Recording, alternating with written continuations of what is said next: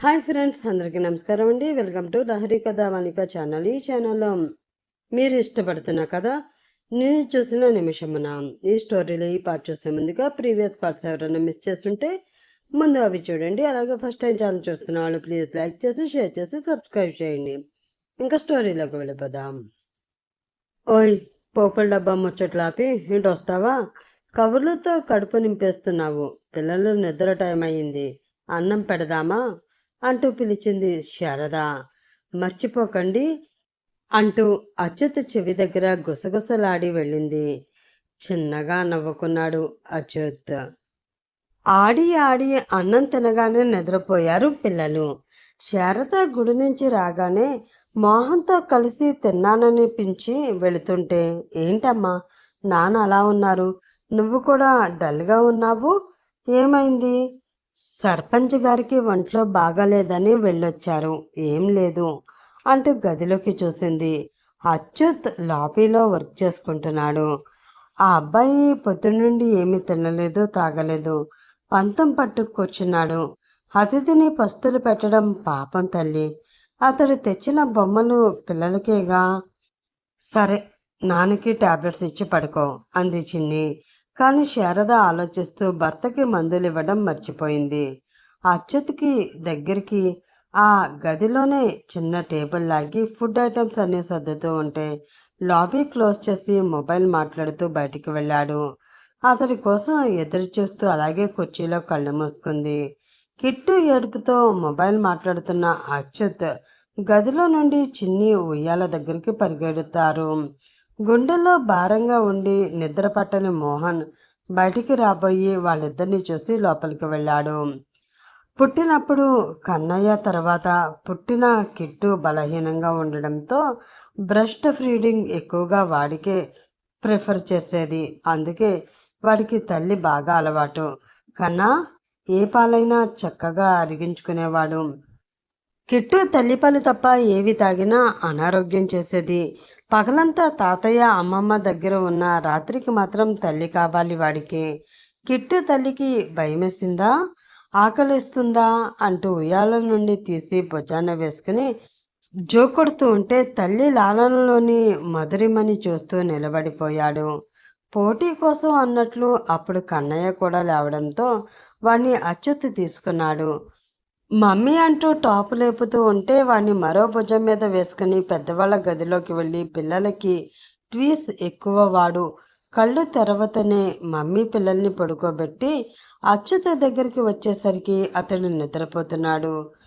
ఇప్పటి వరకు పరాయి వ్యక్తిగా తనకు సాయం చేసిన మనిషిగా మానవత్వం చూపించింది.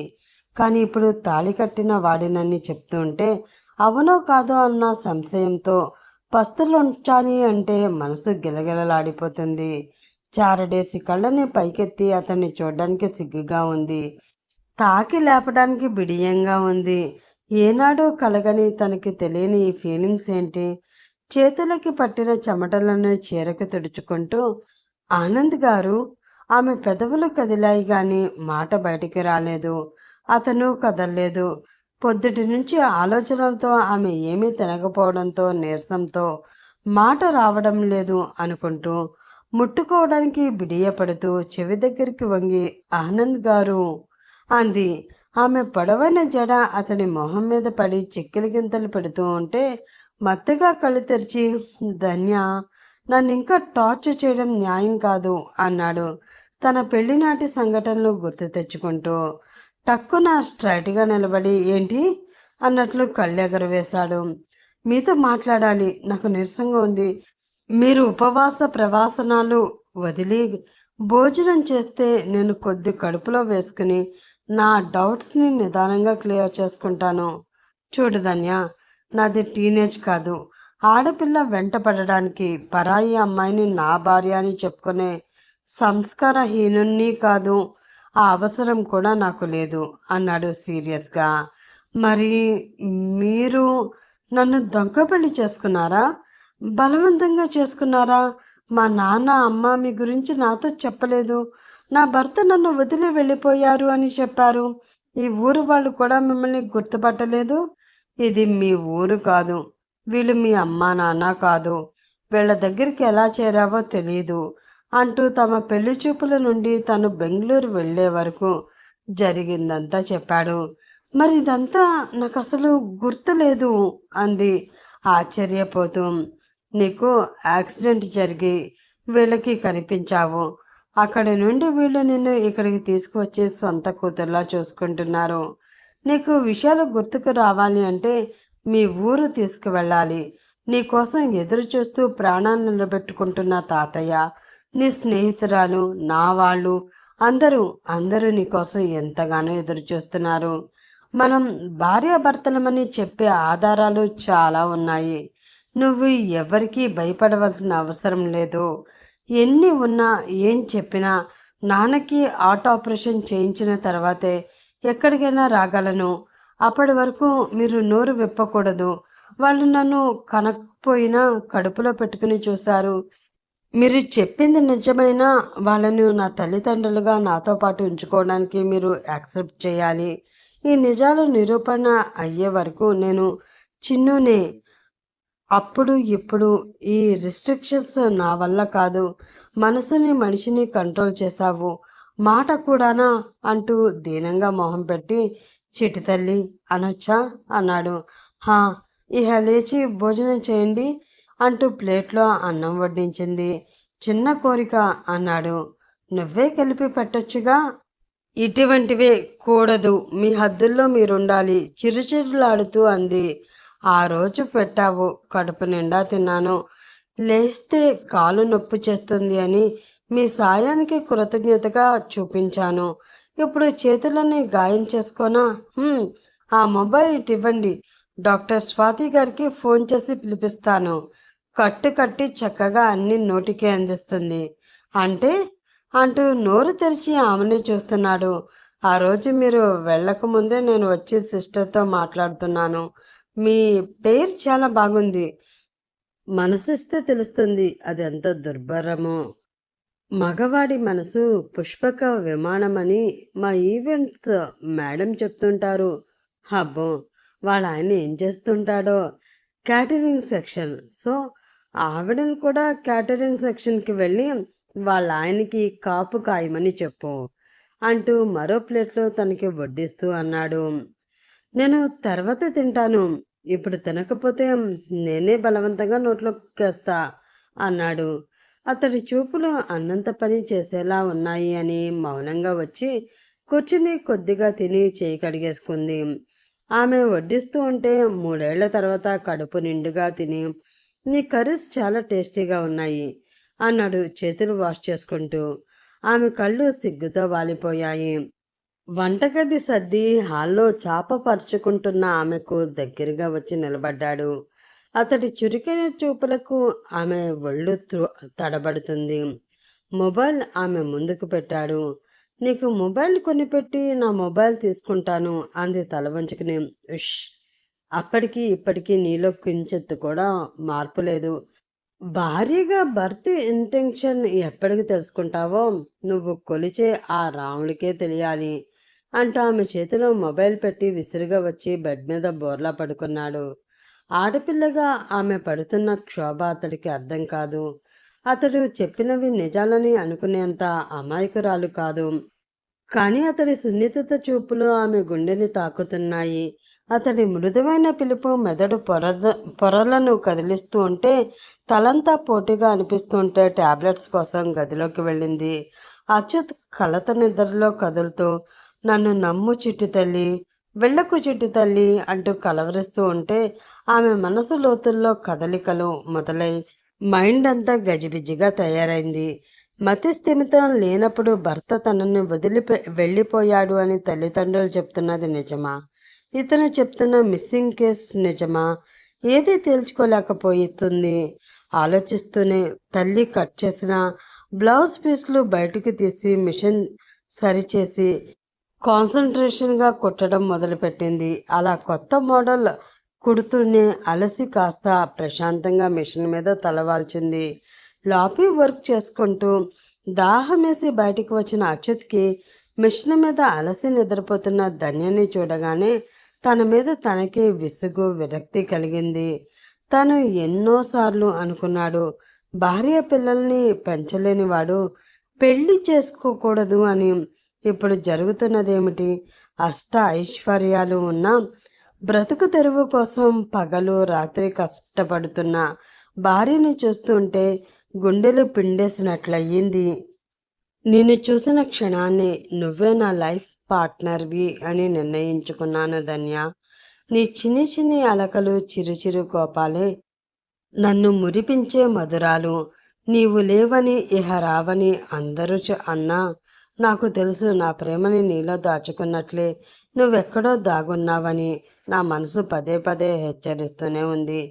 నాది ప్రేమో వ్యామోహమో అనురాగమో ఆత్మనివేదనో ఏ పేరైనా పెట్టుకో, నువ్వు లేకుండా ఇక్కడ నుండి కదలను అనుకుంటున్న అతడి మనసులోని భావాలు ఆమెకి చేరినట్లు కదులుతూ ఉంటే అతడు గదిలోకి వెళ్ళాడు. ధన్య పిల్లల కోసం తన ఫ్యామిలీ ఈగర్గా వెయిట్. ఇక్కడ నుండి ఎలా తీసుకువెళ్ళాలి? ఆ కారణం సహజంగా ఉండాలి. ఎలా? ఆపదలు సృష్టించాడని, బాధలు పెట్టాడని మనిషి దేవుణ్ణి విస్మరించినా ఆయన ఎప్పుడూ మంచివాళ్ళకి అండగానే ఉంటాడు. తొలి వేకువ రేఖలు నేలను తాకుతూ ఉండగానే చిన్ని లేచి పిల్లలు లేచారేమోనని తండ్రి గదిలోకి వెళ్ళింది. శారద గుండెల మీద కదులుతున్న కిట్టుని తీసుకువచ్చి ఉయ్యాలలో పడుకోబెట్టి కిచెన్లోకి వెళ్ళింది. కన్నయ్య తాతయ్యని ఖర్చుకొని నిద్రపోతున్నాడు. శారద బయట పని చూస్తూ ఉంటే చిన్ని టీ చేసి తండ్రికి తల్లికి ఇచ్చి అచ్యుత దగ్గరికి వచ్చింది. అప్పటికే లేచి వర్క్ చేసుకుంటూ టీ తీసుకుంటూ థ్యాంక్ యూ చిట్టి తల్లి అన్నాడు. ఆమె బ్రెయిన్ నరం టక్కున కదిలి కాలు తడబడి ఒక నిమిషం అతడి వైపు చూసి వెనక్కి తిరిగింది. ఆమె తడబాటుతో అతడికి డొంకను కదిలించే ఆధారం దొరికింది. నాకు మరో కప్పు కావాలి చిట్టి తల్లి అన్నాడు, ఆమె కదలికను సున్నితంగా పరిశీలిస్తూ. ఆమె మెదడులో నరాలలో కదలికలు మొదలయ్యాయి. చిట్టి తల్లి చిట్టి తల్లి, ఈ పేరెందుకు తనని ఎంత కలవర పెడుతుంది? ఇతడు తనని రెచ్చగొడుతున్నాడా, మాయ చేస్తున్నాడా? మరో కప్పు తీసుకువచ్చి ఇస్తూ అతడి కళ్ళలోకి చూసింది. ఏ మాయా మర్మాలు లేని స్వచ్ఛమైన అతడి చూపులు. ఎక్కడో ఎప్పుడో చూసింది. ఏంటి చిట్టి తల్లి, బుజ్జిగాడికి సాయం చేసి భూతంలా పట్టుకు వేలాడుతున్నాడు అనుకుంటున్నావు కదూ?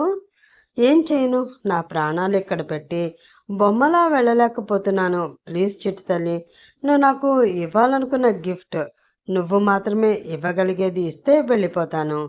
కొంటె చూపులతో గతాన్ని గుర్తు చేశాడు. నేనా? మీకా గిఫ్టా? అమాయకంగా అంది.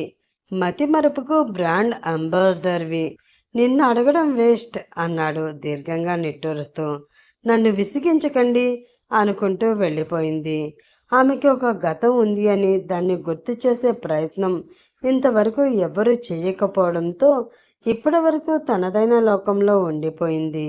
అచ్యుత్ చెప్తున్న నిజాలను ఒప్పుకోవడానికి మెదడులో నరాలు పోరాటం చేస్తూ ఉంటే తలనొప్పితో మౌనంగా పని ముగించి ఈవెంట్స్ మేడంకి కాల్ చేసింది. చెప్పు చిన్ని అంది ఆవిడ. ఈరోజు ఈవెంట్స్ ఏమీ లేవు కదా మేడం, నైట్ వర్క్ ఉంది చిన్ని. నువ్వు రావు కదా, సార్కి క్యాటరింగ్ మన వాళ్ళు కావాలట, వెళ్తావా? నేను అమ్మ వాళ్ళ ఇంటికి వచ్చాను అంది ఆవిడ. ఆమె భర్త సంగతి అందరికీ తెలుసు. ఆడముఖం అసలు ఎన్నడూ చూడని వాడిలా ప్రతి ఆడదాన్ని వయసుతో పని లేకుండా కళ్ళతోనే తడిమేస్తాడు. అందుకే ఆడవాళ్ళు ఎవరు క్యాటరింగ్కి వెళ్ళరు. లేదు మేడం, నాన్నని హాస్పిటల్కి తీసుకువెళ్ళాలి అంది వెళ్ళనని చెప్పలేక. సారీ చిన్ని, నువ్వు అడిగిన అమౌంట్ ప్రిపేర్ చేశాను, కానీ నీకు సెండ్ చేయడం మర్చిపోయాను. అవసరమైతే ఆఫీస్కి వెళ్ళి సార్ని అడుగు, నేను కూడా ఫోన్ చేస్తాను. పర్లేదు మేడం, నా దగ్గర ఉన్న మనీతో టెస్టులు చేయించి మీరు వచ్చిన తర్వాత ఆపరేషన్ ప్రాసెస్ పెట్టుకుందాము.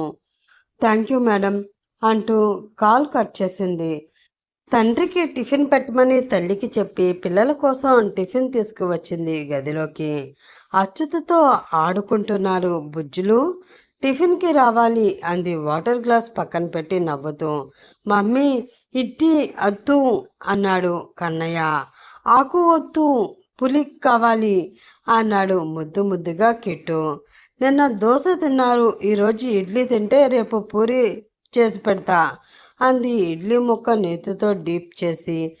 అబ్బా, రోజు రోజు రెడ్డి తాతయ్యకి పెట్టు ఆ కొద్దు అన్నాడు మొహం పక్కకు తిప్పేస్తూ కన్నా. ఆ ముద్దు మాటలకి వాళ్ళు చూపిస్తున్న ఫీలింగ్స్కి అచ్యుత్ అద్భుతాన్ని చూసినంత ఆనందంగా ఉంది. బా బా నీకు అద్దుగా తమకు సపోర్ట్ కోసం అడిగాడు కన్నయ్య. ఈ ముద్దు మురిపాల కోసం తన వాళ్ళు ఎంతగా తప్పిస్తున్నారో అతడి కళ్ళ ముందు కదలాడింది. బా బా నీకు కాదురా, మీ డాడీని అని చెప్పాలని ఉన్న ధన్య సమ్మతి కోసం ఆగాడు. నువ్వు పెట్టింది తినాలంటే నేను చెప్పింది చెయ్యాలి. నువ్వు ఏంటి అన్నట్లు చూసింది. నేను తెచ్చిన టాయ్స్ తీసి ఇవ్వు, టకటకా తినేస్తారు. ఇప్పటికే ఇల్లంతా బొమ్మలతో నింపేశారు. అలాగే అవి సర్దడానికి ఒక రోబోని కూడా తెచ్చిపెట్టండి అంటూ వెళ్ళి టాయ్స్ తెచ్చి అక్కడ పెట్టగానే పిల్లలు కిలకిలా నవ్వారు. ఆ నవ్వుల కోసమే తాతయ్య బ్రతుకుతున్నారేమో అనిపించింది అతడికి. పిల్లలకి పెట్టి వెళుతున్న ధన్యని, చిటితల్లి నాకు ఆకలిగా ఉంది, నిన్న ఉషా చెప్పింది విన్నావుగా, నువ్వు చేసిన పప్పుచారు ఇడ్లీతో తింటే అదరహో అని అంటూ అడ్డుగా నిలబడ్డాడు. ఆమె చిన్నగా నవ్వింది. ఆ చిరు దరహాసానికే అతడి మనసు గిలిగింతలతో అల్లరి పెట్టింది. ఆమె ఇడ్లీ చట్నీ తీసుకువచ్చి అతడి ముందు పెట్టింది. ఇదేంటి చారేది అన్నాడు. అవి నిన్న చేసినవి, మీ వంటి శ్రీమంతులు ఇష్టపడరు.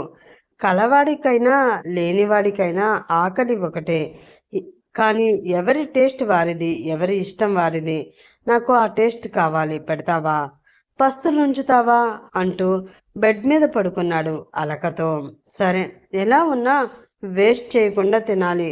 వేస్ట్ అయితే పనిష్మెంట్ ఉంటుంది, ఓకేనా? కిచెన్ రాణుల ముందు మగ మహారాజులైనా తలవంచవలసిందే. లోపలికి వెళ్ళి ఫ్రిడ్జ్లో పెట్టిన చారు వేడి చేసి తీసుకువచ్చి ముందు పెట్టింది. బౌల్లో ఇడ్లీలు వేసి చారు పోసి స్పూన్ ఇచ్చింది. స్పూన్తో ఇడ్లీ కట్ చేస్తూ, ఏంటి మీ మేడం అమౌంట్ విషయం మాట్లాడుతున్నావు? అది అది మీకు మొబైల్ ఇప్పించాలి. మీ గోల్డ్ చైన్ ఎంత వెతికినా కనబడలేదు. ఆ రెండు ఆపినా నాన్న 4 రోజుల నుండి డల్గా ఉంటున్నారు. హాస్పిటల్కి తీసుకువెళ్ళాలి. నా దగ్గరున్న డబ్బుతో టెస్ట్ చేయించాను, కానీ ఆపరేషన్కి మేడంని అడిగాను అంది. అప్పుడే మోగిన అచ్యుత్ సెల్ని ఆఫ్ చేస్తూ ఉంటే ఆ మొబైల్ వైపు కళ్ళు టపటపలాడిస్తూ చూసింది. ఏంటి అన్నాడు. మీ కొత్త మొబైల్ కదా, ఎంత? అతను ఒక చూపుడు వేలు చూపించాడు. అంటే 1000 రూపాయలా అంది ఆశ్చర్యంగా. అవును అన్నట్లు తల ఊపాడు. మరి మీ పగిలిన మొబైల్ షాప్లో చాలా రేటు చెప్పాడు. ఓల్డ్ ఈజ్ గోల్డ్, అందుకే ఈ న్యూ మోడల్ తీసుకున్నా అన్నాడు నమ్మకంగా. చిన్నికి మొబైల్స్ గురించి అసలు తెలియదు. ఇప్పుడు తన దగ్గరున్న సెల్ని ఈవెంట్స్ మేడం గిఫ్ట్ ఇచ్చారు. వాళ్ళ అమ్మాయి బర్త్డే ఫంక్షన్, డెకరేషన్, క్యాటరింగ్ అన్నీ బాధ్యతగా చేయించి మనీ తీసుకోలేదు. చిన్ని అణుకువ, మంచితనం, అవసరమైనంత వరకే మాట్లాడడం, ఎంత కష్టమైన పనైనా చెయ్యను అని తిరస్కరించదు. ఇవన్నీ ఆవిడికి చిన్నిని దగ్గర చేశాయి. అందుకే చిన్నికి గిఫ్ట్ సెల్ కొనిచ్చింది. దాని ధర ఎంత అని అడిగితే నా చెల్లికి కొనిస్తే విలువ కడతావా అందావిడ. అమ్మా, నాన్న, ఉషా ఇంకా తనకి తెలిసిన వాళ్ళ మొబైల్స్ అన్నీ చిన్నవి, చీప్వి. తన సెల్ పెద్దది, మంచిది అనుకుంది. అచ్యుత్ సెల్ రేటు తెలిసే వరకు మరి ఇప్పుడేంటి 1000 రూపాయలు అంటున్నాడు అని సందేహంలో ఉండగానే ఉషా వచ్చింది. లోపలికి వస్తూనే బౌల్లోని ఇడ్లీ చారు చూసి, నాకు తెలుసక్క, ఇవంటే నాకు ఇష్టమని తినడానికి పిలిచావు కదా అంటూ బబుల్లో స్పూన్తో 2 స్పూన్లు తినేసి కన్నయ్యకి దోశ తెచ్చాను పెట్టు అంటుంటే, ఓయ్ ముద్దు, అది ఎవరికో ఏంటో కూడా ఆలోచించవా అంటూ కసిరింది. తినడానికి పిలిచి కోప్పడతావేంటి, నాకు వద్దు, నేను అలిగాను అంటూ మొహం పక్కకు తిప్పుకుంది. అవి ఆనంద్ గారి కోసం పెట్టాను, అంతే కదా, సార్ అంటే మన అన్నయ్యే, ఏమనుకోరు అంతే కదన్నయ్య అంది బావుల వైపు చూస్తూ. పిండి పిండి బాబు కారు అంటూ అచ్యుత తెచ్చిన టాయ్స్తో చూపించారు. బాబాయ్ కాదురా మామ, మామ. ఉషా మాటలకి ధన్యమొహం ముడుచుకుంటుంటే అచ్యుత్ వస్తున్న నవ్వుని ఆపుకోవడానికి అరచేతిని నోటికి అడ్డు పెట్టుకున్నాడు. ఇప్పుడింగి వాళ్ళేదో ఆడుకుంటుంటే మామ దోమ అంటూ చెప్తున్నావెందుకు? అక్క, నన్ను తిడతావే కానీ నీకు అసలు మైండ్ లేదు. నాకు అన్నయ్య అయితే నీకు కూడా అన్నయ్యే కదా, మన అన్నయ్య పిల్లలకి మావయ్యే కదా. అన్నయ్య అని ఇంకొకసారి అంటే నోరు కుట్టేస్తా అంది కోపంగా. నన్ను అమాయకురాలను చేసి ఆడుకుంటున్నావు. బావ అంటే మాడు పగిలేలా పీకావు. అన్నయ్య అంటే నోరు కుట్టేస్తానంటున్నావు. ఇంట్లో మనిషిలా కలిసిపోయి పిల్లల్ని ఇంత ప్రేమగా చూస్తూ ఉంటే సారు చారు అనాలని అనిపించట్లేదక్క. పోనీ బాబాయ్ అని పిలవనా? అంత వయసు లేదులే కానీ ఏం చేద్దాం అంటుంటే నువ్వేమీ వావి వరుసలు పెట్టి పిలవాల్సిన అవసరం లేదు రా అంటూ చెయ్యి పట్టుకు లాక్కుపోతూ ఉంటే ఉషా ఫోటో తెచ్చావా అన్నాడు అచ్యుత్ కావాలని. ఫోటో ఏంటి అంది ఆరాగా. హబ్బా, అది నీకు సంబంధించింది కాదులే తల్లి అంటూ చెప్పొద్దన్నట్లు అతడి వైపు చూస్తూ, అదేంటి ఉషా, మీ పెద్దమ్మని అడిగి ఫోటో తీసుకువస్తానన్నావు అని అచ్యుత్ అంటుండగానే అమ్మో, నా వీపు పచ్చడి చేసేస్తుంది ఇప్పుడు అనుకుంటూ చిన్ని చేతిలో ఉన్న తన వేలుని లాగేసుకుని అచ్యుత్ పక్కకు పరిగెత్తుతుంది. అతను లేచి నిలబడి ధన్యని ముందుకు వెళ్ళనివ్వకుండా చేతిని అడ్డుపెడతాడు. పిల్లలు కూడా బెడ్ ఎక్కి చప్పట్లు కొడుతూ ఉంటే మీరిద్దరూ ఏదో గూడు పుటానీ చేస్తున్నారు, ఏంటది? గూడు లేదు, పుటానీ లేదు. అవి బాపమ్మ కొట్లో దొరుకుతాయి, తెచ్చిస్తాను. నన్ను వదిలే తల్లి, నాకు ఆకలిగా ఉంది. చిటి తల్లి అన్నాడు. అందరి వైపు చిరుచిరులాడుతూ చూసి కిచెన్ వైపు వెళ్ళింది. ధన్య టిఫిన్ తీసుకువచ్చేసరికి అచ్యుత్ ఉష నవ్వుకుంటుంటే పిల్లలు అచ్యుత్ భుజంపై ఊగుతున్నారు. ధన్య కళ్ళల్లో తెలియని సంతోషం. ఆమె సంతోషం అతడి దృష్టి దాటిపోలేదు. ఓయ్ మొద్దు, నేను అమ్మా నాన్నని హాస్పిటల్కి తీసుకువెళ్తున్నాను, పిల్లల్ని జాగ్రత్తగా చూడు అంది. వారంలోకి వెళ్ళిన మోహన్ గుండె బరువుగా ఉండి లేవలేకపోతున్నాడు. చెస్ట్ నొప్పిగా ఉంది శారద అంటుంటే తీసుకువచ్చి మంచం మీద పడుకోబెట్టారు. వెంటనే మోహన్ని శారద ధన్యని తీసుకుని హాస్పిటల్ వైపు పరుగు తీయించాడు కార్ని. మోహన్ నొప్పితో మెలికలు తిరుగుతూ ఉంటే ధన్య శారద కళ్ళు కాలువలయ్యాయి. మోహన్ని డాక్టర్ చెక్ చేస్తూ ఉంటే అందరూ బయట ఆతృతగా ఎదురు చూస్తున్నారు. డాక్టర్ గారు బయటికి వచ్చి అచ్యుత్ని తన క్యాబిన్కి తీసుకువెళ్లారు. అతని వెనకే వెళ్ళింది చిన్ని. మీరు అనుకున్నట్లు వారికి హార్ట్ ప్రాబ్లం కాదు, ఇంకా లివర్ ప్రాబ్లం, కిడ్నీ ఇన్ఫెక్షన్ అని తెలుస్తుంది. బాడీ స్కాన్ చేస్తే మిగిలిన ప్రాబ్లమ్స్ తెలుస్తాయి అన్నారు. అప్పటికే ధన్య కళ్ళు నిండు కుండలయ్యాయి. ఆయన ఎందుకు ఆరోగ్య విషయాలు దాచారో మీకే తెలియాలి. ఆయన్ని మీరు సిటీకి తీసుకువెళ్ళండి, ఇక్కడ న్యూ ఎక్విప్మెంట్స్ లేవు అన్నారు. అచ్యుత్ ఆమె భుజం చుట్టూ చేతిని వేసి డోంట్ క్రై ధన్య, మీ నాన్నకి ఏమీ కాదు అంటూ ఆమెను బయటికి తీసుకువచ్చి వెయిటింగ్ హాల్లో కూర్చోబెట్టి డాక్టర్ శర్మ గారికి ఫోన్ చేసి డాక్టర్ గారితో మాట్లాడించాడు. సరే సార్, ప్రైమరీ క్వేరింగ్తో పంపిస్తాను అని చెప్పి కాల్ కట్ చేసి మోహన్ గారికి ట్రీట్మెంట్కి లోపలికి తీసుకువెళ్లారు. ఈలోపే బాబీ తండ్రికి ఫోన్ చేసి అక్కడ అరేంజ్మెంట్స్ చేయమని చెప్పాడు. అతడు బేస్ వాయిస్తో ఆర్డర్ వేస్తూ ఉంటే ఆమెలో చీకటి తెరలు కదులుతున్నాయి. తల గట్టిగా విదిల్చి ఈవెంట్స్ మేడంకి ఫోన్ చేసింది. విషయం విన్న ఆవిడ, సారీ చిన్ని, నేను సార్కి ఫోన్ చేస్తా, తనే నీ దగ్గరికి వచ్చి మనీ ఇస్తారు. నీ మంచి మనసుకు అంతా మంచే జరుగుతుంది. థ్యాంక్స్ మేడం అని కాల్ కట్ చేసింది. ఒకదానికి ఒకటి సంబంధం లేని ఆలోచనతో తలపోటుగా ఉంది. సిటీ ట్రీట్మెంట్ అంటే మేడం ఇచ్చే డబ్బు కూడా సరిపోదేమో అనుకుంటుంటే పిల్లలు గుర్తొచ్చారు. పుట్టినప్పటి నుంచి అమ్మా నాన్న ఎత్తుకు తిప్పారు. పాల కోసం తప్ప తన దగ్గరికి వచ్చేవారు కాదు. కన్నయ్యకి తాతయ్య బాగా మచ్చిక. కిట్టు తన గుండెల మీద తప్ప నిద్రపోడు. ఉషకి ఫోన్ చేసింది, రిప్లై లేదు. ఈ మొద్దు పిల్లలతో ఎక్కడ పచార్లు చేస్తుందో అనుకుంటూ డేవిడ్కి ఫోన్ చేసింది, కవరేజ్ ఏరియాలో లేరు అంటూ రిప్లై. అందరూ కలిసి గంగలో దూకి ఉంటారు అని గొనుక్కుంటుంటే అచ్యుత్ మొబైల్లో నాన్ స్టాప్ మాట్లాడుతూనే ఉన్నాడు. నర్స్ అతడి దగ్గరికి వచ్చి డాక్టర్ గారు పిలుస్తున్నారు సార్ అని చెప్పి వెళ్ళింది. చిన్ని అతడి వెనక వెళ్తుంటే, మీరు కూర్చోండి మేడం, డాక్టర్ గారు సార్ని రమ్మన్నారు అని చెప్పింది. అచ్యుత్ లోపలికి వస్తుంటే డాక్టర్ గారు క్యాబిన్కి వెళుతూ, ఆయన నీతో మాట్లాడుతున్నారు, ఎక్కువ స్ట్రెయిన్ తీసుకోకండి, పెయిన్ తగ్గడానికి మెడిసిన్ ఇచ్చాను, మీరు మాట్లాడుతూ ఉండండి, మీరు సిటీకి వెళ్ళే ఏర్పాట్లు చేస్తాను అన్నారు. శారద కూడా బయటికి వచ్చింది. అచ్యుత్ లోపలికి వెళ్ళేసరికి బెడ్ రెస్ట్కి కూర్చుని డోర్ వైపు చూస్తున్నాడు మోహన్.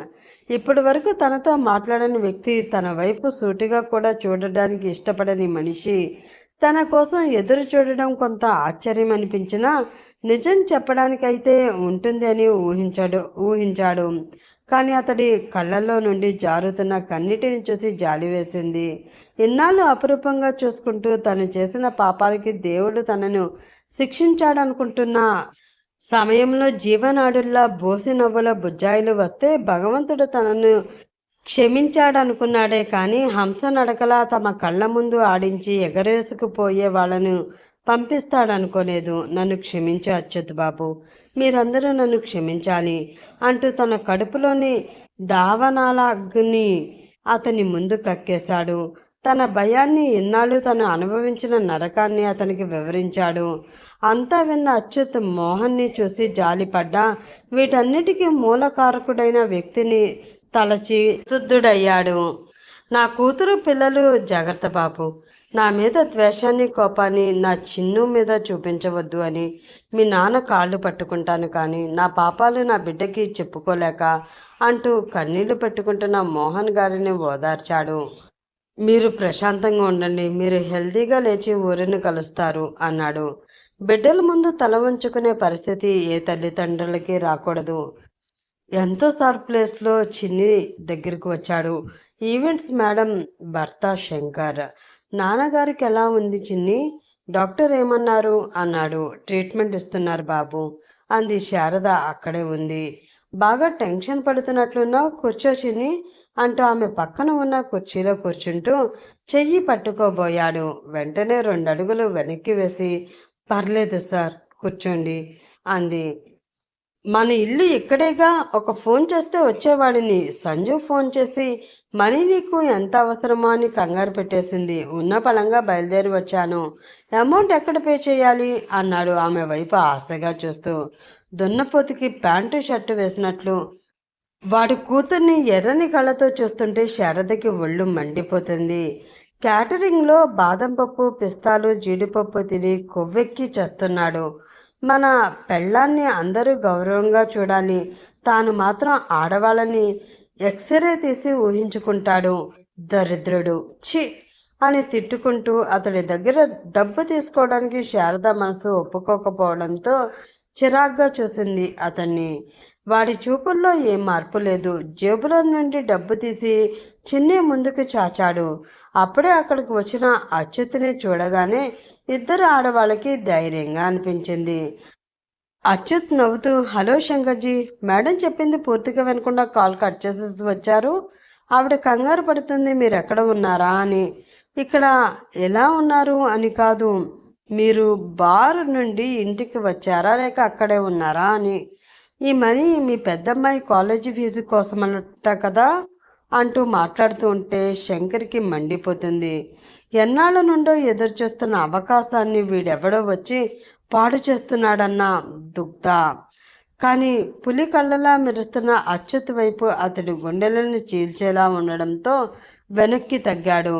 అప్పుడే ఊరి పెద్దలు, సర్పంచ్ గారు, కరణం గారు, జగన్నాథం గారు, భరద్వాజ్ గారు రావడంతో మౌనంగా వెళ్ళిపోయాడు శంకర్. శారదని అడిగి మోహన్ విషయాలు తెలుసుకున్నారు. వచ్చిన వాళ్ళు కరణం గారు అచ్యుత్ చేతులు పట్టుకుని కళ్ళకి హత్తుకుంటూ, నువ్వు మా ఊరికి సాయం చేయడానికే వచ్చావు బాబు, నా కూతురు ప్రాణాలు నిలబెట్టావు. ఏం జరిగింది కరణం గారు అంది శారద. ఈ బాబు నిజంగా దేవుడేనమ్మా, నీ మనవడికి రక్తం ఇచ్చి ప్రాణం కాపాడితే నా కూతుర్ని పెద్ద అపవాదు నుండి కాపాడాడు. నా చిన్న కూతురు ఆడపడుచు ఇంట్లో శుభకార్యం జరుగుతూ ఉంటే నా కూతురు వెళ్ళిందట. ఆ రోజు వాళ్ళ ఇంట్లో సొమ్ము ఏదో పోయింది అని, అది నా కూతురే తీసిందని అత్త ఆడబడుచు అందరూ సాధిస్తూ ఉంటే ఆ అపవాదు భరించలేక నా కూతురు నూతిలో దూకబోయింది అని తెలిసి నేను వాళ్ళు ఊరు వెళుతున్నప్పుడు డేవిడ్ ఈ బాబు పిల్లలతో కనిపించాడు. నేను డేవిడ్కి విషయం చెప్పి బాధపడుతూ ఉంటే ఈ బాబు ఓదార్చి తనకి ఆ ఊరిలో పోలీస్ ఫ్రెండ్ ఉన్నాడు అని ఆయనతో విషయమంతా చెప్పమని అప్పుడే మాట్లాడించాడు. రాజు తలుచుకుంటే దెబ్బలకి కొదవా, పోలీసుల మనసు పెడితే దొంగలను క్షణంలో కనిపెట్టగలరు. ఒక్క రోజులోనే దొంగను పట్టుకున్నారు. ఆడబిడ్డ మొగుడే పెద్ద తాగుబోతు, అమ్మాయి పిచ్చోడు, వాడే తీసి ఎవరికో ఇచ్చాడని అందరినీ తోలుకొచ్చి స్టేషన్లో పెట్టారు. అది మానవత్వమే కానీ సాయం కాదు కరణం గారు అన్నాడు అచ్యుత్. మగాడు హంతకుడైనా హాయిగా బ్రతికేస్తాడు, కానీ ఆడది చిన్న అపవాదు భరించలేక చావుని వెతుక్కుంటుంది. ఇది సమాజం తీరు బాబు అంటూ కళ్ళ నీళ్లు పెట్టుకున్నారు కరణం గారు. నేను ఒకసారి డాక్టర్ గారితో మాట్లాడాలి బాబు అంటున్న సర్పంచ్ గారిని డాక్టర్ గారి క్యాబిన్లో వదిలి వచ్చాడు అచ్యుత్. అందరికీ ఏదో ఒక సాయం ఎవరో ఒకళ్ళు చేస్తూనే ఉంటారు, మనలాంటి వాళ్ళకే ఏ సాయము చేయరు అంటాడు నిష్ఠూరంగా జగన్నాథం. మీరెవరికైనా సాయం చేస్తే మీకెవరైనా చేస్తారు అంటారు పక్కింటి భరద్వాజ్ గారు. నేనే అందరినీ అడుక్కుంటుంటే నేనెవరికి సాయం చేస్తాను నా బొంద వెటకారంగా అంటాడు జగన్నాథం. నేను ఒక్క సాయం అడుగుతాను, చేస్తారా అంటూ అచ్యుత్. డబ్బు పరంగా నా దగ్గర రూపాయి కూడా లేదు. అతడు సామాన్యుడు అనుకుని నిక్కచ్చితంగా చెప్పేశాడు. అప్పుడే డేవిడ్ పిల్లల్ని తీసుకుని లోపలికి వచ్చాడు. అమ్మ, అమ్మమ్మ, తాతయ్య పొద్దుటి నుంచి కనబడకపోవడంతో దిగులుతో పిల్లలు మొహాలు పీక్కుపోయాయి. తల్లిని అమ్మమ్మని చూడగానే అల్లుకుపోయి ఏడవడం మొదలుపెట్టారు. డేవిడ్ చిన్ని పిల్లల్ని తీసుకుని హాస్పిటల్ బయటకు వచ్చారు. సర్పంచ్ గారు డాక్టర్తో మోహన్తో మాట్లాడి రెస్ట్ రూమ్కి వచ్చారు. అచ్యుత్ మొబైల్లో చర్చ్ ఫాదర్తో మాట్లాడుతున్నాడు. డేవిడ్ని తనతో తీసుకువెళ్ళడానికి ఆయన ఒప్పుకున్నారు. Thanks father. Okay my son, వాడికి నీకు తెలిసిన చోట ఏదైనా జాబ్ చూడు బాబు. నేను సిటీకి వచ్చినప్పుడు నిన్ను కలుస్తాను. అలాగే ఫాదర్ అంటూ ఆపేశాడు. అచ్యుత్ బాబు, మోహన్ మీ మావేనా ఆనందంగా అడిగారు సర్పంచ్. అవునండి, నా చిన్నతనంలోనే దూరమైపోయాము, మళ్ళీ ఇన్నాళ్ళకి అనుకోని పరిస్థితుల్లో కలిసాము. పోనీలే, శారదమ్మ సమయానికి అయిన వాళ్ళని దగ్గర చేయడం ఆ భగవంతుడిని లీలా అని చిన్నికి శారదకి జాగ్రత్తలు చెప్పి అందరూ వెళ్ళిపోయారు. ఆనంద్ గారు మెల్లిగా పిలిచింది. మాట్లాడుతున్న కాల్ కట్ చేసేసి ఏంటి అన్నట్లు చూశాడు. నేను బ్యాంకుకి వెళ్ళి రావాలి, అంత టైం లేదు, మనం ఫాస్ట్గా బయలుదేరాలి. మరి మనీ తీసుకురావాలి, నేను చూసుకుంటాను. బట్ నువ్వు నాకు హెల్ప్ చేస్తావని ప్రామిస్ చేయాలి. ఏం చేయాలి అంది భయంగా కళ్ళని చిన్నవి చేస్తూ. నువ్వు చేయగలిగిందే అడుగుతాను, సమయం వచ్చినప్పుడు అన్నాడు. ఆమె కళ్ళల్లో కదలాడుతున్న డౌట్ని గమనించిన బిజీగా ఉండడంతో అవకాశం తీసుకోలేకపోయాడు. మోహన్ని అంబులెన్స్లో తీసుకుని శర్మగారి హాస్పిటల్ చేరేసరికి అక్కడ మధుసూదన్ గారు, నారాయణ గారు, బాబీ, సుధాకర్ ఎదురు చూస్తున్నారు. అంబులెన్స్ నుండి దించుతున్న మోహన్ని చూసిన మధు గారు షాక్లో నిలబడిపోయారు. వెనక కారులో నుండి దిగిన అచ్యుత్ పిల్లల్ని డేవిడ్కి అప్పగించి ధన్యతో లోపలికి వచ్చి డాడీ అంటూ పిలుస్తుంటే మధు గారు ఉలికిపాటుతో కొడుకు వైపు చూశారు. అప్పటికే ధన్య వారిని దాటుకుని హాస్పిటల్లోకి వెళ్ళిపోయింది. అచ్చు, అతను అంటూ మోహన్ని తీసుకువెళ్లే వైపు సందేహంగా చూశాడు. అవును డాడీ, మీ సందేహం నిజమే, మీరు అనుకుంటున్న మనిషే తను, కానీ ధన్యకి శారద గారికి తెలియదు. నాకు ఇప్పుడే తెలిసింది. అప్పటికే మోహన్ని ఐసీయూలోకి తీసుకువెళ్ళి టెస్టులు మొదలుపెట్టారు. స్కాన్స్ రిపోర్ట్స్ తీసేసరికి రాత్రి మొదలయ్యింది. శారద, ధన్య బయట నిలబడ్డారు. వాళ్ళ తండ్రిని పరిచయం చేశాడు. మధు గారి కళ్ళలోని ఆప్యాయతకి, ఆనందానికి ధన్య మెదడులోని చీకటి పొరలు కదులుతూ కళ్ళు మసగబారుతున్నాయి. Vomiting sensation. నోటికి చెయ్యి అడ్డు పెట్టుకుని శారద భుజం మీద తలవాల్చింది. ఏమైందమ్మా? ఆదృతగా అడిగారు మధు గారు. ఏమీ లేదు అన్నట్లు తల ఊపింది. మందుల వాసనకి కళ్ళు తిరుగుతున్నాయి బాబు అంది శారద. డాడీ, ఆంటీని ధన్యని పిల్లల దగ్గరికి తీసుకువెళ్ళండి. బాబీ వచ్చి మమ్మల్ని ఇంటి దగ్గర దింపుతాడు. అప్పటికే పిల్లల్ని డేవిడ్ని గెస్ట్ హౌస్కి పంపించాడు. తన మైండ్లో రేగుతున్న అలజడికి అక్కడే పడిపోతానేమోనని తప్పనిసరిగా మధుగారితో పిల్లల దగ్గరికి బయలుదేరింది. శారద అక్కడే ఉంటానంది. ధన్యను తొలిసారి చూసిన సుధాకర్కి అచ్యుత్ దుహితని ఎందుకు రిజెక్ట్ చేశాడో అర్థమైంది. ఆడదాని నిజమైన అందం మేని ఛాయిలోనో మెరిసే నగల్లోనో వంపు సొంపుల్లోనో ఉండదు. ఆమె నడత, నడవడిక, మాట పొందిక, ఒద్దిక ఇవే ఆమెకి ఆభరణాలు. వెలుగు చుట్టూ తిరుగుతూ వృధ చేసే మిణుగురు పురుగులను ఏ మగాడు కావాలనుకోడు. ఎదుటివారి మనసులోని భావాలను స్పందించే ఆమె కళ్ళే ఆమెకి ప్రత్యేక ఆకర్షణ. అందుకే అచ్యుత్ ఆమె కోసం అంతగా ఆరాటపడ్డాడు. ఆడవారిలోని ఒద్దికగైన స్పందనకే మగవాడు పోటెత్తిపోతాడు. మోహన్కి హార్ట్ స్టెంట్స్ వేసి మిగతా ఆర్గన్స్ ప్రాబ్లంకి ట్రీట్మెంట్ స్టార్ట్ చేశారు. ధన్య పరిస్థితే అగమ్య గోచరంగా ఉంది. ఈ గెస్ట్ హౌస్ తనకి తెలుసు. ఎలా? అచ్చు అనే పేరు తన మైండ్లో పదే పదే మెదులుతుంది. అచ్యుత్ నాన్నగారి మాటలోని అనురాగం తన మనసుకు తెలుస్తుంది. ఏంటిది? చీకటి గృహలో వెలిగి ఆరుతున్న చిరుదీపంలా అనిపిస్తుంది. ఆనంద్ గారు చెప్పిన మాటల్ని తల్లిని అడుగుదామని మర్చిపోయింది.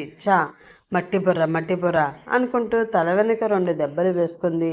అలా కాదు, నేను 2 పీకితే గత జన్మ గుర్తుకు వస్తుంది అన్నాడు అచ్యుత్ లోపలికి వస్తూ. మౌనంగా లేచి నిలబడింది. పిల్లలెక్కడా అడిగాడు అటు ఇటు చూస్తూ. అంది. సరే, హాస్పిటల్కి క్యారేజ్ పంపించావా అంటూ తలూపింది. ఆలోచనలో పడి మాటలు కూడా మర్చిపోయింది. తింగరిది అనుకుంటూ త్వరగా రెడీ అయితే బయటికి వెళదాం అంటూ అక్కడే సోఫాలో కూర్చుని తండ్రికి ఫోన్ చేశాడు. డాడీ, శర్మ గారి పర్మిషన్ తీసుకున్నాను. మీరు పిల్లల్ని తీసుకుని మావయ్య దగ్గరికి వెళ్ళండి. నేను ధన్యని తీసుకుని వస్తున్నాను అని చెప్పి కాల్ కట్ చేశాడు. సూటు బూటు వేసుకుని గంభీరంగా ఉన్న మధు గారి దగ్గరికి వెళ్ళడానికి పిల్లలు ముందు భయపడ్డారు. గెస్ట్ హౌస్లో నైట్ వేర్లో సాదాసీదాగా తమ తాతలాగా లాలనగా ప్రేమగా పిలుస్తుంటే మెల్లిమెల్లిగా దగ్గరయ్యారు. ఇప్పుడు ఆయన మనసు మనవళ్ళని భార్యకి చూపించాలి. బోసిపోయిన తమ ఇంటిని, నిర్వేదంగా ఉన్న భార్య కళ్ళని పసివాళ్ల నవ్వులతో వెలిగించాలి. ముందు స్నేహితుడి దగ్గరికి వెళ్ళారు. పిల్లలను తీసుకుని లోపలికి వచ్చిన మధు గారిని చూసి లేచి నిలబడింది శారద. మోహన్ పిల్లల బుగ్గలు పట్టుకుని ముద్దు పెట్టుకున్నాడు. మధు వైపు చూసే సాహసం లేక తల వంచుకున్నాడు. అతడి ఇబ్బందిని గ్రహించి మధుగారు, చూడమ్మా, పసిపిల్లల్ని హాస్పిటల్కి రానివ్వరు, పిల్లలు దిగులు పడిపోతారు అని తీసుకువచ్చాను. కాసేపు గార్డెన్లో తిప్పమ్మ వాళ్ళని అన్నారు. తాతి బాయ్ అంటూ పిల్లలు ఫ్లయింగ్ కిస్ ఇచ్చి అమ్మమ్మతో కిందకి వెళ్ళారు. ఆల్ ఎక్విప్మెంట్స్తో ఊరి చివర విశాలంగా కట్టిన కార్పొరేట్ హాస్పిటల్ అది. దాని ప్రపోజల్ కానీ ఇన్వెస్ట్మెంట్లో కానీ అచ్యుత్ హ్యాండ్ ఎంతుందో శర్మగారికి మాత్రమే తెలుసు. అందులో వచ్చే ప్రతి రూపాయి ఆనంద్ ట్రస్ట్ ఏర్పాటు చేసి పూర్ పీపుల్ హార్ట్ ఆపరేషన్స్కి డొనేట్ చేస్తూ అజ్ఞాతంగా ఉండిపోయాడు. అందుకే ధన్య ఆనంద్ గారు అన్నప్పుడు అబ్జెక్షన్ చెప్పలేకపోయాడు. తాను ఎవరు ఇంతవరకు ఆ పేరుతో పిలవలేదు. ధన్య నోటి నుండి వింటుంటే పులకించిపోయాడు. ఎన్నో గుండెల సవ్వడికి కారణమైన వాడికి భగవంతుడు అతడి గుండెల్లో గంటలు మ్రోగించి మేలుకొలిపాడు. ఇది ఆ పైవాడి మాయ. ఇంకా నా మీద కోపం తగ్గలేదా కృష్ణ? తల వంచుకుంటున్న మోహన్ చేతి మీద చెయ్యి వేసి పలకరించాడు మధుగారు. కృష్ణ ఇంకా గుర్తున్నాడా మధుసూదన్ గారు నేను చేసిన ద్రోహానికి అంటూ మాటని పూర్తి చేయలేక అతడి చేతులపై తలని ఆనించాడు. మోహన్ కన్నీళ్ళు మధుగారి చేతులని తడుపుతూ ఉంటే, వద్దు కృష్ణ, నువ్వు అలా ఎగ్జైట్ అవ్వకూడదు అంటూ అతడిని ఆలింగనం చేసుకున్నాడు. ఎన్నో ఏళ్ల తర్వాత అసలు లేడు అనుకున్న మనిషిని ఈ పరిస్థితుల్లో కలుసుకోవడంతో మధు కళ్ళు తడిచేరాయి. నన్ను క్షమించు మధుసూదన్, గతం గతః, దాన్ని తలుచుకోవడం వ్యర్థం. అప్పుడు ఫ్రెండ్స్, ఇప్పుడు వియ్యంకులం, ఇంకా దగ్గరయ్యాం. ఇదంతా మీ కుటుంబం గొప్పతనం. మీ నాన్నలాగానే నీ కొడుకులో మానవత్వం, 10 మందికి మంచి చేసే తత్వం, అందరినీ కలుపుకొని కలిసి నడవాలనే గుణం తాత నుండి పుణికిపుచ్చుకున్నాడు. అందువల్లే మనం కలవగలిగాము. కాదు కృష్ణ, ఇదంతా మన మనవళ్ళ గొప్పతనం. వాళ్ళే మనకి వారధులు అన్నారు గర్వంగా. అవును మధు, కన్నయ్య అచ్చు మీ నానే. ధైర్యంగా ఉన్న, జాలిగుణం ఎక్కువ. కిట్టు మెతకే కానీ తెలివి గలవాడు నీలా. అందుకే నేను వాళ్ళకి ముద్దు పేర్లు కానీ నామకరణం చేయలేదు. నువ్వు గడుసువాడివి కృష్ణ అన్నాడు మధు. నాకు తెలుసు మధు, నువ్వెందుకు అలా అన్నావు. నా కూతురు కనబడగానే నీ ఇంటికి తీసుకురాలేదని నిష్ఠూరంగా అంటున్నావు. కానీ కూతురు ఆనందంగా కాపురం చేసుకుంటుంది అని తెలిసి నాకు ఊహించని పరిస్థితుల్లో కనబడితే నా గుండె ఆగిపోయిందేమో అనిపించింది. శారదకి నా భార్య చనిపోయిందని తెలుసు కానీ కూతురు ఉందని తెలియదు. నన్ను తలుచుకోవడానికి అసహించుకునే బిడ్డకు నేనే నువ్వు చనిపోయాడు అనుకుంటున్న తండ్రిని అని ఎలా చెప్పాలి? అసలు ఇటు ఎందుకు వచ్చింది అర్థం కాలేదు. తను పూర్తిగా కోలుకోవడానికి చాలా రోజులు పట్టింది. కానీ తల మీద చెట్టు కొమ్మ విరిగి పడడం వల్ల మెదడులో బ్లడ్ క్లాట్ అయి గతం మర్చిపోయింది. అప్పుడే తెలిసింది తను ప్రెగ్నెంట్ అని. అనాథ అయిన ఆడపిల్లల్ని ఎవడో మోసం చేస్తే చనిపోవాలి అనుకుని ఇలా అయ్యింది అని ఆశ్రమంలో అందరూ అనుకున్నారు. మేము అమ్మా నాన్నని పిలిపించుకుంటుంటే అది నా ఉదార స్వభావం అని పొగుడుతూ ఉంటే నా నరాల్లో రక్తం పిండేసినట్లు అనిపించింది. కొందరికి డెలివరీ టైంలో గతం గుర్తు వచ్చే అవకాశం ఉంటుందని మెమరీ లాస్కి మెడిసిన్స్ వాడలేదు. ఇవన్నీ చూసుకుని మీ దగ్గరికి వచ్చేసరికి ఇక్కడ తన దినవారాలు కూడా జరిగిపోయాయి. అప్పుడే నా శత్రువులు నన్ను చూసి వెంటపడ్డారు. వాళ్ళని తప్పించుకునే ఆలోచనలో ఆశ్రమం నుండి మారుమూల పల్లెకి చేరాము. మావయ్య గారి ఊర్లో ఎన్నో ఊహాగానాలు వినిపించాయి. అవి కొన్ని మీ కుటుంబం మీద కూడా మళ్ళాయి. నేను బ్రతికి ఉన్నానని తెలిస్తే నా శత్రువులు నాతో పాటు నా వాళ్ళని కూడా హింసిస్తారు అని ఇలా పిచ్చివాడిలా ఉండిపోయాను. మధు, అచ్యుత్ మా ఇంటికి వచ్చినప్పుడు శారద చెప్పిన దాన్ని బట్టి ఆ డాక్టర్ అమ్మని పెళ్లి చేసుకుని ఉన్నాడని అనుకోకుండా కనిపించింది కనుక భార్య పిల్లల్ని పరామర్శించడానికి వచ్చుంటాడు అని అతన్ని ఆదరించలేకపోయాను. నన్ను మన్నించు మధు, చెడు రోజులు వెళ్ళిపోయాయి. కృష్ణ ముందంతా మంచి జరుగుతుందని ఆశిద్దాం అన్నారు మధు. ఇంట్లో వాళ్ళని ఒక్కొక్కళ్ళని అడుగుతూ సమాచారం తెలుసుకుంటూ ఎన్నో మాట్లాడుకుంటున్నారు. ధన్య కళ్ళల్లో కదలాడుతున్న అనుభూతులను గమనిస్తూ ఫోన్ మాట్లాడుతున్నాడు. చిలకపచ్చ చీరలో ముచ్చటగా రెడీ అయిన ఆమెను చూస్తూ కారు దగ్గరికి నడుస్తూ ఉంటే అతన్ని అనుసరించింది. 7 కొండలు భార్య పూలమాల కట్టి ఆమె చేతికిచ్చింది. సంతోషానికి చిహ్నంగా చిన్నగా నవ్వి కారులో కూర్చోగానే స్టార్ట్ చేశాడు. పూలని డాష్బోర్డ్లో పెట్టి బయటకు చూస్తూ కూర్చుంది. ఆ పరిసరాలు చిరుపరిచితాలు అనిపిస్తూ ఉంటే వింతగా చూస్తుంది. హాస్పిటల్కి వెళ్ళి పిల్లలను తీసుకుని రాజీ వాళ్ళ ఇంటికి బయలుదేరాడు. డాక్టర్ శర్మ గారితో అన్ని విషయాలు మాట్లాడడంతో అక్కడ అన్ని అరేంజ్మెంట్స్తో ఎదురు చూస్తున్నారు. పోర్టికోలో కారు ఆపి దిగి ధన్య వైపు డోర్ ఓపెన్ చేసి దిగు అన్నట్లు చూశాడు. పిల్లలు అచ్చు దగ్గరికి చేరితే పరిసరాలను చూస్తూ మెల్లిగా దిగింది. అక్కడ ఉన్న రాజీ, పద్మావతికి శాంతమ్మ, స్వరూప ఆనంద బాష్పాలతో కళ్ళు మసకబారాయి. రాజీ నలుగురికి దిష్టి తీసి లోపలికి తీసుకొచ్చి ధన్యని గుండెలకి హత్తుకుంది. పద్మావతి కళ్ళల్లో నీళ్లు ఆగడమే లేదు. అందరి ఆప్యాయత, ఆలింగనాలు, ఆనంద బాష్పాలతో ధన్య గుండె చిత్రంగా స్పందిస్తూ ఆమె కళ్ళ నుండి తన ప్రమేయం లేకుండా నీళ్లు వచ్చేస్తున్నాయి. పద్మావతి ధన్యని కౌగిలించుకుని ఏడుస్తూ ఉంటే బుజ్జి బుజ్జాయిలు కూడా ఏడుస్తూ ఏడుపు ముఖాలు పెట్టారు. ఒరే అల్లుళ్ళు, మీ ఇద్దరు అలిగితే ఈ మామ ఏం తీర్చగలడ్రా? మీ అయ్యని సాగదీయడానికే సమయం సరిపోవడం లేదు. మళ్ళీ మీరు కూడానా? అల్లుళ్ళ మజాకానా మరి అన్నాడు అచ్యుత్. ఎవరు ఎత్తుకున్న పిల్లలు తల్లి దగ్గరకు వెళ్ళడానికి చేతులు చాస్తుంటారు. అచ్యుత్ ఫోన్ మాట్లాడుతూ ఉంటాడు. డాడ్, మమ్మీని తీసుకువస్తున్నారా? అత్తయ్య వద్దంటుందిరా. పద్ధతి ప్రకారం తన కూతుర్ని తానే అత్తవారింటికి తీసుకువస్తానంది. అందుకే వెయిట్ చేస్తున్నాము అన్నారు మధు గారు. రావడానికి టైం పడుతుంది డాడ్, మీరు లంచ్ చేయండి అని చెప్పి ధన్య ఉన్న రూమ్లోకి వచ్చాడు. పిల్లల్ని జోకొడుతూ లేచి నిలబడింది. ధన్య, ఇప్పటి వరకు నేను మీ పట్ల నా బాధ్యతని నెరవేర్చాను. Now your time starts. మా వాళ్ళు మనసు నొప్పించకుండా బాధ్యతగా తీసుకుంటే మనం లైఫ్ లాంగ్ కలిసి ఉండగలం. ఇంత చెప్పిన తర్వాత నేను చేసింది సాయం అనుకుంటే ఫ్రెండ్స్గా మిగిలిపోదాం. నువ్వెప్పుడు ఏమీ తెలియని అయోమయ పరిస్థితిలో ఉన్నావు. నేను ఎవరినో నీ మనసుకు క్లియర్గా అర్థమయ్యే వరకు నా ఫ్యామిలీ మనిషిలా వాళ్ళ ఎమోషన్స్ని అర్థం చేసుకుంటే చాలా హ్యాపీగా ఫీల్ అవుతాను. ఎవరు నిన్ను ఇబ్బంది పెట్టరు. నేను వీళ్ళ దగ్గర ఉంటాను. నువ్వు వెళ్ళి లంచ్ చేస్తురా అని చెప్పి మొబైల్ మెసేజ్కి రిప్లై పెడుతుంటాడు. పద్మ పిల్లలకి మిల్క్ తీసుకువచ్చి అక్కడ పెట్టి ధన్యం చూసి రా ధన్య అంటూ తీసుకువెళుతూ ఉంటే మౌనంగా అనుసరించింది.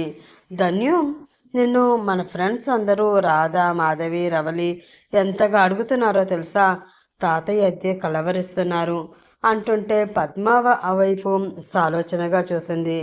పద్మ ప్లేట్లో ఫుడ్ పెట్టి తాతయ్యకి ఈవేళ నువ్వే తినిపించాలిరా అంటూ ప్లేట్ తీసుకుని వెళుతూ తాతయ్యకి ఏమిష్టమో చెప్పు ధన్యు, నేను నువ్వు కలిసి చేసేవాళ్ళం అంటూ గది లోపలికి తీసుకువెళ్ళింది. అక్కడ బెడ్ మీద ఒక వ్యక్తి బక్క చిక్కి జీవం లేని కళ్ళతో శూన్యంలోకి చూస్తున్నాడు. చేతులు కాళ్ళు అచేతనంగా ఉన్నాయి. సిస్టర్ బెడ్ రెస్టింగ్కి మూడ్లో పెట్టి స్టూల్ మీద వాటర్ బాటిల్ పెట్టింది. తాతయ్య చిట్టి తల్లి వచ్చింది. తాతయ్య తాతయ్య ధన్యు వచ్చింది అంది పద్మ గట్టిగా. ఆయన కళ్ళు నెమ్మదిగా కదిలించాడు. పద్మ ధన్య చేతులని ఆయన చేతుల్లో పెట్టి తాతయ్యని పలకరించు ధన్య అంది. ఆ బక్క చిక్కిన చేతుల్లో ధన్య చేయి పడగానే ఆయన చేతులు వణుకుతున్నాయి. కళ్ళలో ఆశ్రుధారలు జారుతూ ఉంటే ధన్య మనసులో అలజడి.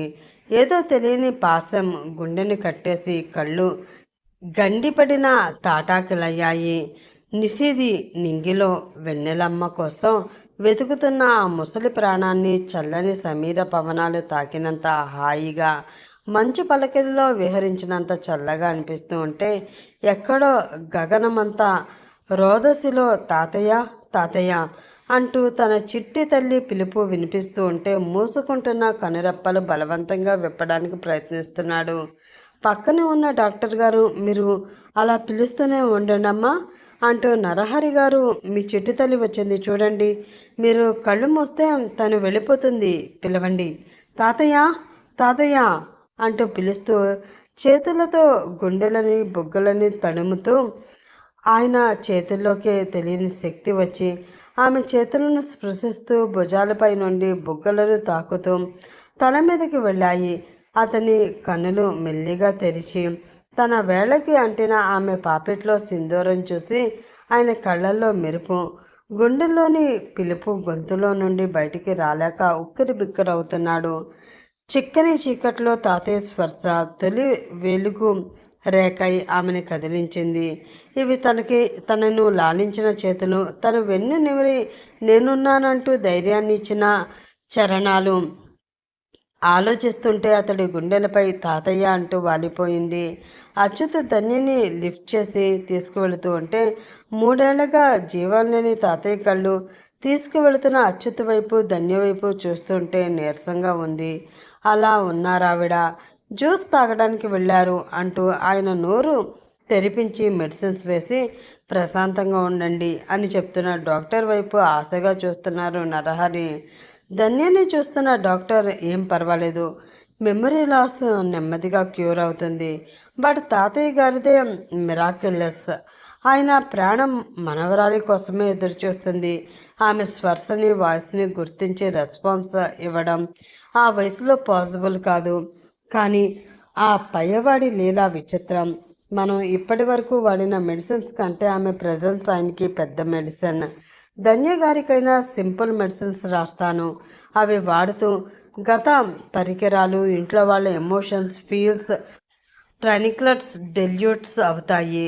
ఫాస్ట్ అండ్ ప్రజెంట్ సిచ్యువేషన్స్ని బ్యాలెన్స్ చేసుకోవాలి అంటే మీరందరూ తనకి కోఆపరేట్ చేయాలి. కొత్త పర్సన్స్ కాకుండా 4 రోజులు ఊరికి వెళ్ళి వచ్చినట్లు ట్రీట్ చేయండి. ఏడవడం, ఏదో విలువైంది పోగొట్టుకున్నట్లు ప్రవర్తించకండి. క్యాజువల్గా, న్యాచురల్గా ఉండడం ముఖ్యం అని చెప్పిన డాక్టర్ గారి మాటలు అందరూ విన్నారు. మొబైల్ ఆన్ చేసి పెట్టడంతో అటు మధు గారు, ఇంట్లో వాళ్ళందరూ విన్నారు. ధన్య పద్దు తప్ప. స్పృహ తప్పిన ధన్య దగ్గర పద్మ ఉంది కనుక తర్వాత ఏం జరుగుతుంది? ధన్యకి గతం గుర్తు వస్తుందా? ఈ స్టోరీ మరిన్ని మలుపులు ఎలా తిరుగుతుంది తెలుసుకోవాలంటే నెక్స్ట్ పార్ట్ కోసం వెయిట్ చేస్తూ ఉండండి ఫ్రెండ్స్. అలాగే ఈ పార్ట్ మీకు నచ్చితే ప్లీజ్ లైక్ చేసి, షేర్ చేసి, సబ్స్క్రైబ్ చేసుకోండి. నెక్స్ట్ ఎపిసోడ్లో మళ్ళీ కలుసుకుందాం. అప్పటి వరకు bye bye. Have a nice day.